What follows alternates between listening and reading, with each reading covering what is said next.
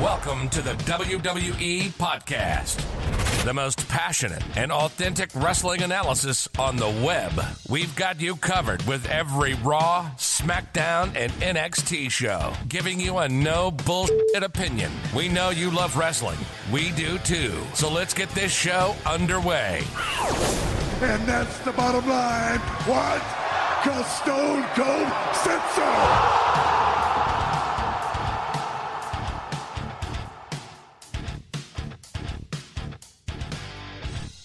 Hello, everybody, and welcome to the first edition of this week's Highs and Lows in Wrestling on the unofficial WWE Podcast. On this show, we're going to talk about, my favorite part of the week, or what I think was done best during the week, what was done terrible during the week and just hard to watch, and we're kind of going to have a couple honorable mentions here and there for sure, but I am definitely going to award one high and one low every week. I can promise you that. No halvesies. You have my word on that. I'm stating it now. First show, no halvesies, or we will have one defiant high and one defiant low for every show. So yeah, like I said, welcome to the first edition of the Highs and Lows. My name is Burris. I'm a longtime wrestling fan, depending on, I guess, what your term of long time is, but for my lifetime, I've been a wrestling fan since as long as I can remember. If you didn't listen to the preview show, the Survivor Series preview show that I did with Matt, then just a quick background, I guess, on from where my perspective's coming from, and how long or what kind of wrestling fan I've been. I think I said I grew up in the Ruthless Aggression era ish. When I think about like big names, that come to mind, I think about people like John Cena, Edge, The Undertaker, Batista, Randy Orton, Triple H, Rey Mysterio. I mean, I even loved watching John Morrison, MVP back in the old MVP days. I mean, I guess these aren't really big names, but I'm just thinking about people that come to mind. Yeah, I mean, so that's kind of the time I grew up, and like I said, I've loved watching wrestling for a really long time. I mean, it's kind of been woven throughout my life since I can remember. So yeah, I was talking with Matt a little bit, I think, on the preview show about what it was like to grow up and be sort of a closet wrestling fan, and not be able to talk about this with a lot of people. I had both my brothers watched it with me, but that was about it. And so it's exciting, and I'm excited to have this platform to be able to talk with you guys about about the product today, because I mean, there's a lot to talk about. It is definitely not what it used to be, especially with kayfabe completely non-existent now, and really just knowing kind of all the ins and outs, especially with all these Undertaker documentaries. I was watching all of those, so I'm kind of in that mode right now. But yeah, so I mean, I'm excited to talk about wrestling with you guys and talk about what I thought was done well, like I said, and what needs a lot of work. Because there is a lot of good stuff going on. So, on that note, I guess we'll just kind of jump right into it, and we'll talk about this week's high. Let's start off on a good note on our first edition of this podcast. Before I get into exactly what I thought was the high for the week, I want to talk about some honorable mentions, some things I want to point out that I thought were really done well, and who I'm sure in some other people's minds definitely could have deserved the high this week, or maybe not. Maybe I'm crazy and have these opinions that nobody agrees with, but we'll have to see. So first and foremost, I guess something I'm really loving, and it's a small thing. It's a small thing I'm seeing on Raw, or not Raw, sorry, small thing I'm seeing on SmackDown, but I love it. And I think Billie Kay, from the Iconics, is just doing a hilarious job. She's got that weird resume gimmick. I pop whenever she comes up on my screen. I think she's hilarious. I think it is criminal that they broke them up. I think they are without a doubt, the best women's tag team of all time, which is not a strong category as it is. But I mean, they were so awfully annoying, and that was their charm. So I miss them. I love the Iconics, but I think whatever Billie Kay's doing, whatever weird thing they gave her, this is your gimmick, here you go. I mean, she is running with it. I think she's hilarious. I love when she's on my screen. So I don't know if anybody else out there is taking that much of a notice in the small 5 seconds Billie Kay gets on a 2-hour show, but I think she's doing a great job, and I hope something comes from this, which it probably won't, because it's WWE, but they would really be missing a good star with Billie Kay. I think she's great on the mic. I don't know about her in-ring skills, but I mean, like, really, in my opinion, what you're doing on the mic is probably, if not as important, more important than what you're doing in the ring a lot of the time. So I'm loving whatever she's got going on. I think it's funny. I think this week she was in between Cole and Corey Graves, and she was, saying, if you guys ever need help talking, like, I've got a lot of talking experience, and oh my gosh, I laugh. She gets me. She is funny to me. So again, I might be the only person out there noticing that, but I love what she's got going on.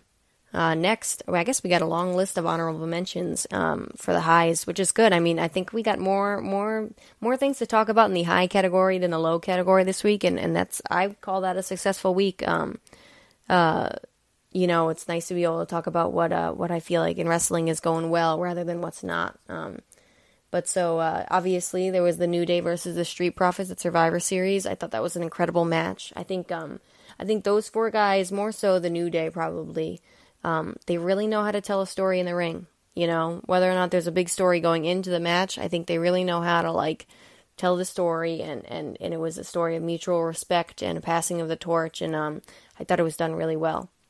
So then I guess, what else do I have here?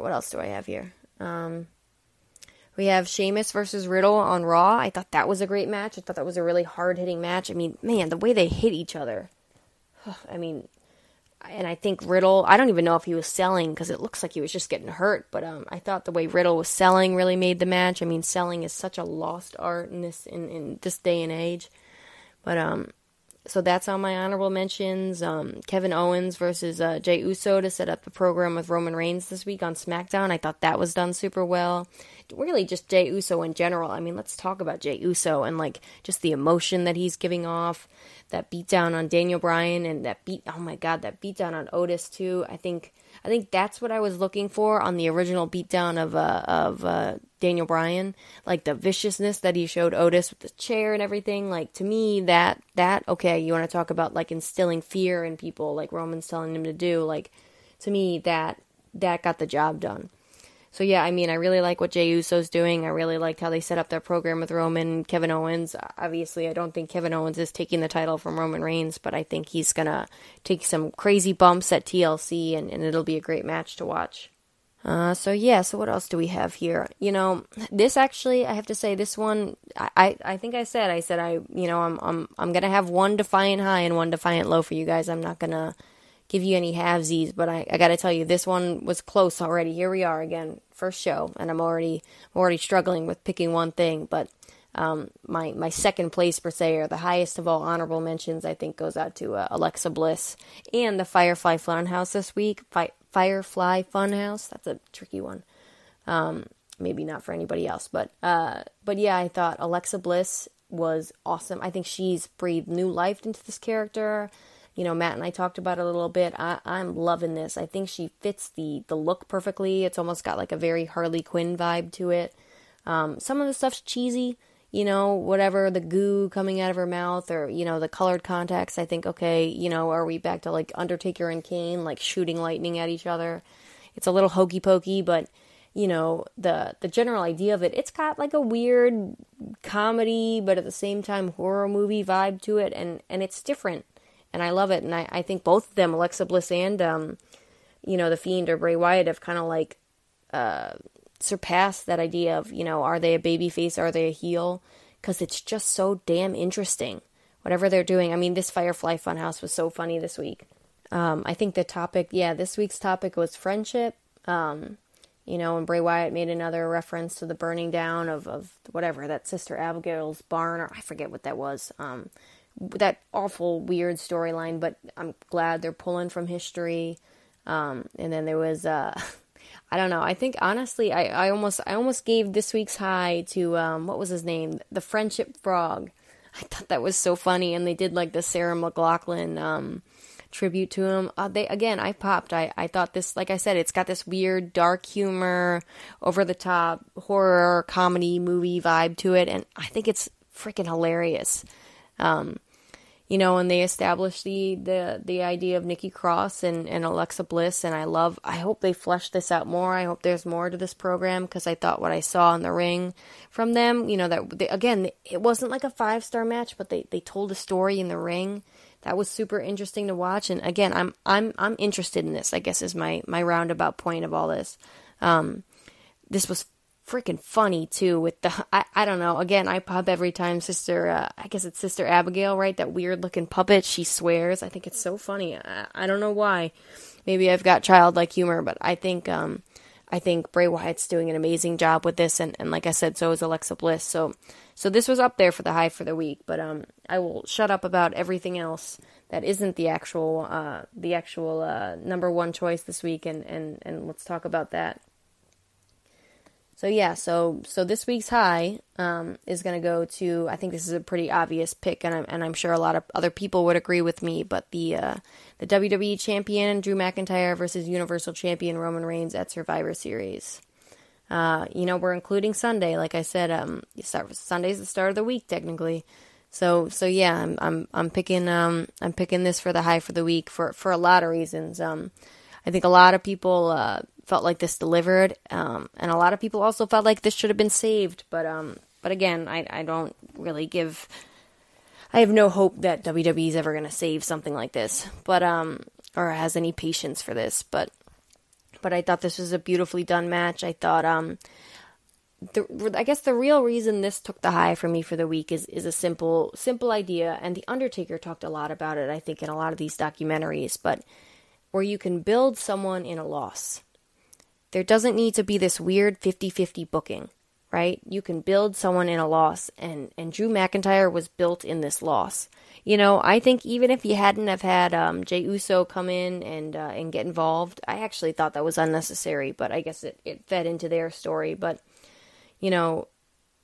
having Drew McIntyre be, choked out or whatever in that guillotine, and he's not tapping out, right? Kind of gave me that weird Stone Cold Steve Austin, Bret Hart vibes, where he's got the blood, that iconic shot of where he's bleeding down his face at WrestleMania. Obviously nowhere near that caliber, but just that's the kind of vibe I got of, when he's in the guillotine and he passes out, he's not quitting. His body literally gives up on him. That's a true tough guy, right? True badass. Like, we're not hurting Drew McIntyre by losing that way at all. And you're actually building Drew McIntyre. I thought Drew McIntyre looked amazing in this match. And building Roman Reigns, What do you thought? Instead of having both characters stay stagnant and 50-50 book them and maybe win by a roll-up, right? No, this was beautifully booked in the idea that, yeah, there was a legitimate winner at the end of it. Okay, the finish was a little bit futzy, but there was a legitimate winner. And you came out of the match thinking, okay, Roman Reigns, badass. Drew McIntyre, badass.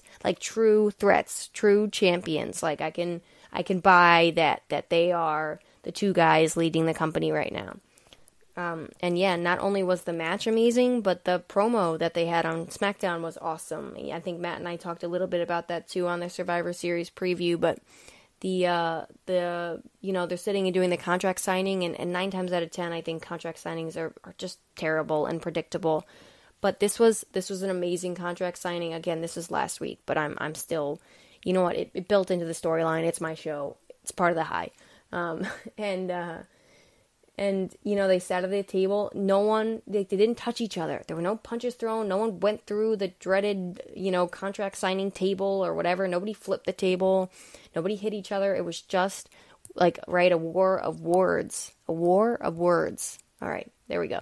And it was, I was glued to my TV, for that period of SmackDown, I was glued to my TV. So they built this match. The match delivered, right?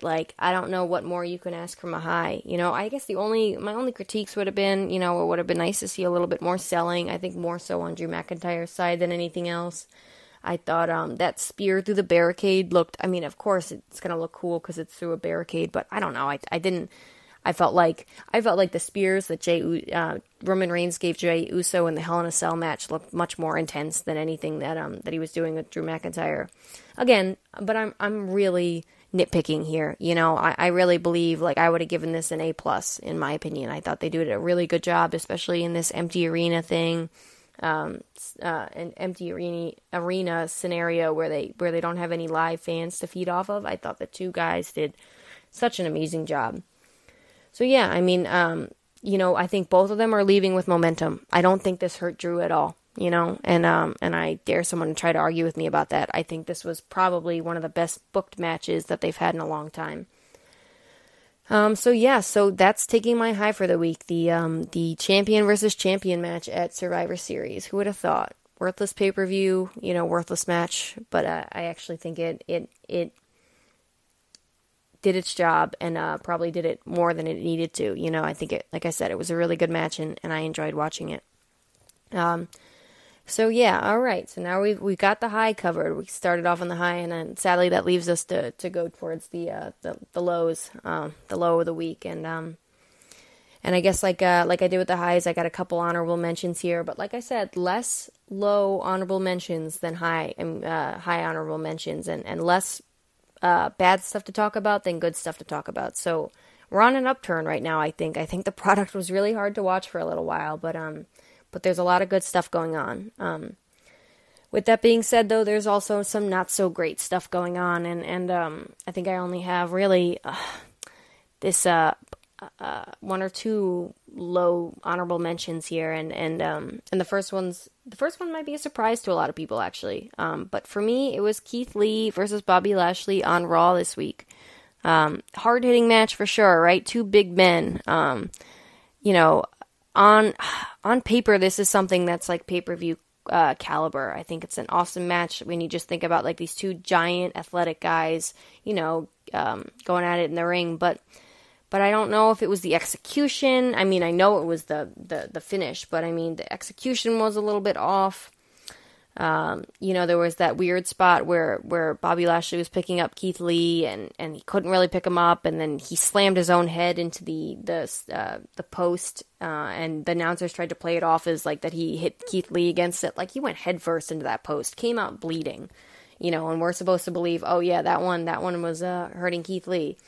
There was just a weird lack of chemistry, but whatever. The match was okay. I'd give the match like a C+, but the real thing that ticked me off was the finish. You have, Bobby Lashley probably maintaining momentum for most of the match, right? He was pretty much dominating for most of the match. Keith Lee gets one or two moves, and he gets that one move where, right, he does the little like piggyback ride and jumps backwards and lands on Bobby Lashley, and MVP comes storming in and starts hitting Keith Lee, and gets Bobby Lashley loses by disqualification. What? The idea that MVP, right, is coming in and intentionally having Keith Lee win and have Bobby Lashley lose, right, his guy in the Hurt Business lose a possible title shot opportunity, right? For what? It was one move. I mean, it wasn't even like a finish, or he wasn't in a submission or anything. Like, there was, in any other match, we would all believe that Bobby Lashley and Keith Lee were going to get back up after that. That was not like a pinfall-worthy move. And MVP comes in and ruins the match for Bobby Lashley. I just don't. I mean, I think the announcer said something like they're protecting his investment, or he's protecting his investment. Like what? No. I thought, this is where WWE just decides, you know what? We know who we need to go over. Keith Lee. But we can't have Bobby Lashley look bad. So we need to 50-50 book again. So everybody's on equal playing field, right? Because God forbid we had one guy look stronger than another for one night, right? What do you guys want to do? Let's just, you know what? MVP, just throw him in there at some point. I don't know when. Just throw him in there. Just give him the cue and throw him in there. Like, what? And so this got one of my honorable mentions. Believe it or not, I'll stop talking about it because it was not my low for the week. But the other ways that you could have booked this, okay, maybe, like I said, maybe Bobby Lashley's in a submission that it clearly looks like he's not going to get out of, or Keith Lee hits the Spirit Bomb, and then that's when MVP goes in. Or, even better, right, have MVP go in and hit Bobby Lashley. Push Bobby Lashley. Right? Then you've got, okay, Bobby Lashley just won by disqualification. He's in the triple threat, advanced. Keith Lee gets screwed out of a title shot. Keith Lee doesn't look bad for that, right? And, you get more heat on the Hurt Business. But no, instead we are just going to have MVP randomly decide, you know what, right now I'm bored. I'm just going to go run in and hit Keith Lee for the heck of it. So like I said, I'll move on because that's not even my low for the week. I mean, you had Asuka and Lana versus Shayna and Nia in the tag team match on Raw. That's another honorable mention. God, that was awful. I mean, what a waste of Asuka. And Lana needs to go practice or developmental or something before she gets back in the ring. I mean, doesn't look like she's hurting anybody, but like, I don't believe. Lana makes me, when I watch wrestling, Lana reminds me that this is fake. And when I say fake, I don't mean fake like they're not actually hitting each other or whatever, but Lana reminds me, which again, I know cognitively, but right, when I'm watching this, I want to be invested and not think about that. But when I watch Lana, she reminds me that I'm watching, a show that's scripted and matches that are scripted and all this stuff. I don't want to feel that way. When I watch Asuka in the match, I don't feel that way. When I watch a lot of, 99% of the other women, I don't feel that way. But I think Lana needs a lot of work. I don't advocate for anybody losing their job or anything like that. And I'm all for, cool, they want to try to push her as like this weird sympathetic baby face. All right, I can run with that. But I mean, man, she's got to either like Goldberger and like make her Goldberger. There's your new McDonald's menu meal, the Goldberger. No, see, here again, we're getting off track. Make her so she does one or two moves and that's her whole thing, or I don't know, like do something that limits her wrestling until you can teach her how to, properly wrestle in the ring, because it's just hard to watch. So that's really why this lost, or why this was on one of my low honorable mentions. It was just difficult to watch. I can't stand Lana in the ring. I think there was another roll up to this. I don't even remember, and I don't even care to go back and watch it or check it. It's so uninteresting to me. Asuka should be in a credible feud, not whatever this crap on my television is. All right. See, maybe we should have ended with the highs, because now I'm getting going on these rants. But the official, right, my one defiant low for the week, the worst thing that I had to watch this week in wrestling programs, and I know I missed a lot of stuff with NXT and AEW, and most of that stuff probably would have been on the highs, but I'm trying to keep it so I don't have too many other things going on. I want to give you guys, one clear high, one clear low. So with that being said, this week's low is King Corbin versus Buddy Murphy and the Mysterios on SmackDown. I mean, I mentioned the Mysterios, and I think I could probably have like what's the word for it? We're all in unison, just a big sigh. Because, man, is that just an overplayed storyline? Are they just getting annoying? Why? Why are they there? Why are they there? Why are they on my television? Why is this random 19-year-old girl on my television? And her mom. What? Like, whose idea was this? Like, you know what? Hey, Ray, you know what? Call your wife. Call your daughter. I know we got your son coming up. Why don't you call your wife and your daughter? We'll just throw them on TV every week. What? Why are we doing that, Bruce? I don't know. Let's just do it. Let's spice things up. Change things up. Oh my gosh, I can't. I just get them off my TV. I don't even mind Aaliyah, I guess. Aaliyah is her name, I think, with Murphy. It's weird.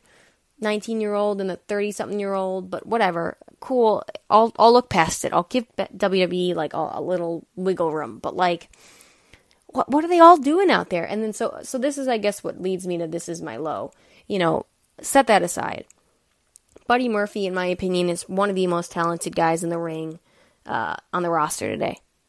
I think he's incredible. I think he could work on selling a little more. I think he's another one of those like high spot wrestlers, but I think if he gets the selling down, I think he could be probably one of my favorite wrestlers to watch in the ring today.